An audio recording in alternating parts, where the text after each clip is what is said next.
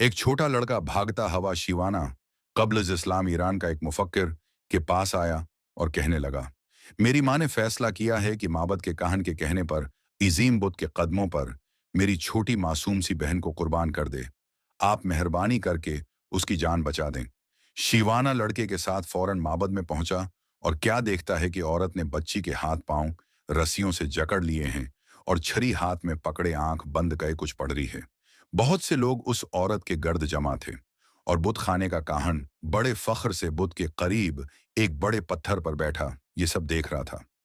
शीवाना जब औरत के करीब पहुंचा तो देखा कि उसे अपनी बेटी से बेपनाह मोहब्बत है और वो बार बार उसको गले लगाकर वालाहाना चूम रही है।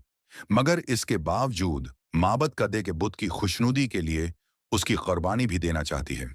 शेवाना ने उससे पूछा कि वो क्यों अपनी बेटी को कुर्बान करना चाह रही है।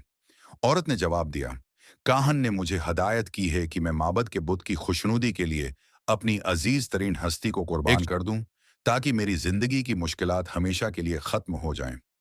शेवाना ने मुस्कुराकर कहा, मगर ये बच्ची तुम्हारी अजीज तरीन हस्ती थोड़ी है। इसे तो तुमने हलाक करने का अर्दाह किया है। तुम्हारी जो हस्ती सबसे ज्यादा अजीज है वो तो पत्थर पर बैठा ये काहन है कि जिसके कहने पर तुम एक फूल सी मासूम बच्ची की जान लेने पर तुल गई हो।